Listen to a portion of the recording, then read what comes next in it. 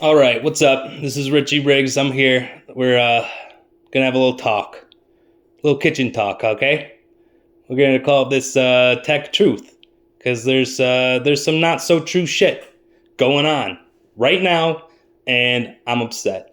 Everybody is freaking out about this ASUS multi-core enhancement, and it's blowing my mind. Like, we've been doing this for 6 years now, plus 6 years plus. Every chip has moved to this new model. Maybe you don't understand what this model is, but it's simply addressing the power constraints of the motherboard, primarily when compared to the chip. So when you put the chip in the motherboard, it communicates in one way or another to let the CPU know how much power budget there is. What are the capabilities of the hardware that it's in? And that comes in a lot of different forms. NVIDIA has it for their graphics cards. AMD has it for their graphics cards. AMD has it for their CPUs in the form of PBO, something that you can actually address and change and set different limits if you want. And Intel just doesn't have one of those features baked in to all of their software, and the motherboard manufacturers can just do it for them, in a sense. But they're not really doing it for them.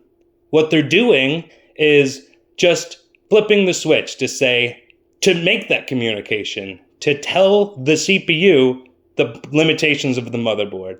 Because out of the box, the CPU is essentially set to run at a much, much slower speed. So slow, in fact, that if you don't turn on multi-core enhancement on an Intel board, you're basically going back a couple generations. Why would you buy a processor like the 14900K or the 14700K or a 13900K or a 13700K if you're just going to hamstring it down to basically an i5, when you could throw a 12th gen, 11th gen processor with multi-core enhancement and essentially have better results? You're not buying that CPU on the promise of its low-end performance. You're buying it, if you're buying it, you are buying it to have the top performance. You want the multi-core enhancement. You need that feature on. If you're not using that feature, you're really not getting the most out of your processor, lest you go and manually set all those things, which there's really no reason to, because the CPU has no issue dealing with those limits. It's baked into the programming. It's part of the system. You can just do this on XMP, essentially. You can just turn up the limits. I have a motherboard with a 13700K that doesn't have multi-core enhancement on the board. I have to go into XMP and slide all the sliders all the way up, so my chip goes above like 100 watts. It actually does something. It's actually performing. So do you want to have to do that yourself? Is that what you're telling me? Is that what everyone's trying to tell me? That ASUS is the bad guy because they're doing the thing that anyone would have to do with their processor to get a decent amount of performance out of it? The advertised performance, the exact reason why you buy that chip. Is that what you're telling me, Jay? Because I don't see that ASUS is the bad guy here. Like, I don't have loyalty to any company at all. What I have is a brain and logic and experience with the hardware. And I understand what the performance means and what the measurements are and why we do these things.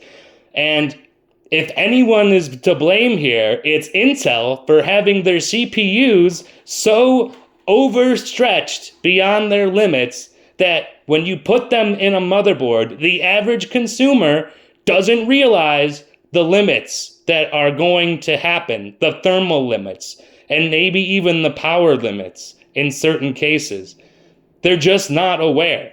And if they are aware, then they should understand also that they want multi-core enhancement turned on. They don't want to sit there and use essentially a dumbed down version of their processor. Nobody wants to do that. Like, you shouldn't be doing that. And the only reason it's a problem now is because Intel's processors simply aren't handling the power limit correctly, the thermal limits, because they're sitting completely thermally limited on basically every setup that you see. If you were to have multi-core enhancement turned on, essentially what multi-core enhancement does is allows the cores to boost to their maximum frequency as much as they possibly can. Everybody else has got it figured out. In the past, Intel was doing great. They could just take their processor, slap it in any motherboard, MCE enabled, and run without a cooler and still run without crashing. Like, why can't they do that now? It's ASUS's fault? We've been doing this for 6 years. Again, we've been doing this for 6 years. Everybody else is doing this. This is the way processors have evolved. This is the way Intel has stretched their platform limit to where it is now. Because the chips can just clock themselves up to where they need to be. You could buy a 7th gen Skylake and clock it over 5 gigahertz, like with manual overclocking. Back in that time, the chips just came like we're having right now when people say you turn off MCE, that's what we had. And everyone would have to go and manually overclock their processor a whole gigahertz or more just to get what the chip can actually deliver on a regular basis without degrading, without hitting any kind of limits, and it runs stable. And that's how it has been, and that's how it should be. And I don't blame ASUS in this situation at all for using MCE. It's maybe the better play would be to be the big brother. When you see that these chips, the Intel's made these chips that are just uncoolable and at their very limit and already are like, people want to say it's the MCE causing the instability on the Intel chips. It's a separate issue.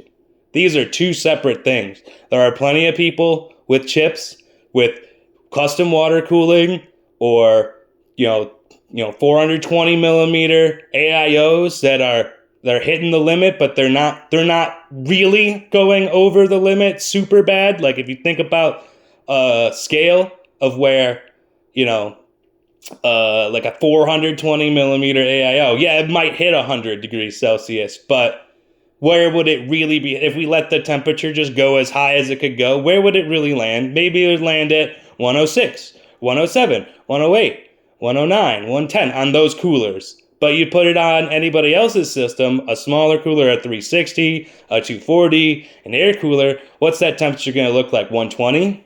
130? If you could just let it go as high as it goes, 140? That's a lot more power. That's a lot more heat, and that's a lot more downclocking those systems have to do. And the chip, when you have that big of a differential, what do you think's going to happen? You think that the chip, when it gets spiked with the power load, let's say the chip's sitting, just doing nothing, and then you hit it with a power load that is way beyond the limit of the cooler, and it has to figure that out in 6 or 7 milliseconds, or however long it takes. Maybe it's a second, maybe it's 2 seconds, however long it takes. It's not long, though. That's what I'm trying to say. It's not very long before the chip is hitting 100 degrees Celsius. It's in seconds, literally in seconds. And if the cooler's not up to the test, yeah, you'll have some instability because the chip just spiked to 110 degrees internally, probably, or more than that. Or it's just too much.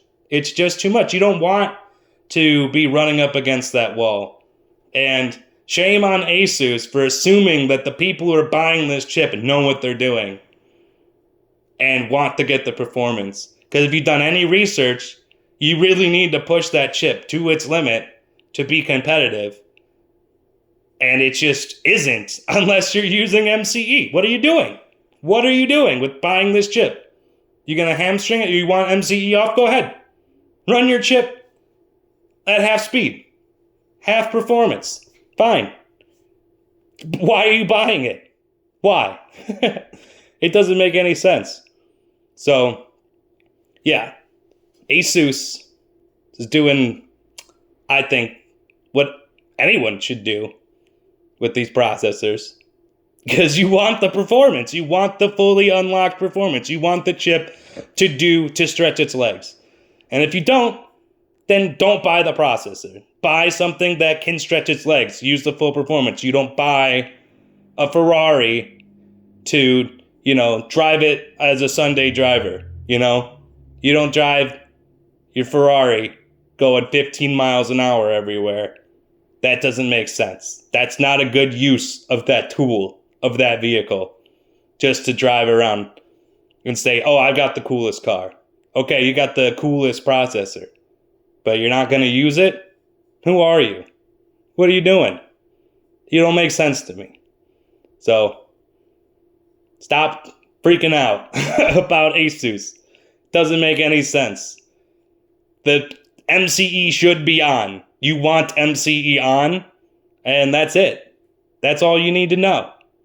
Get a cooler. Get your system set up. All it does is it allows the chip to run at its full potential, just like every other chip has been doing for 6 years. AMD CPUs, AMD GPUs, NVIDIA GPUs, they know how to clock themselves within the restraints. If Intel can't do that, then that's a joke. That's a joke, and it's embarrassing for Intel. That's what I got to say. If you like what I had to say, please subscribe to the channel. It would mean a lot to me. Thank you.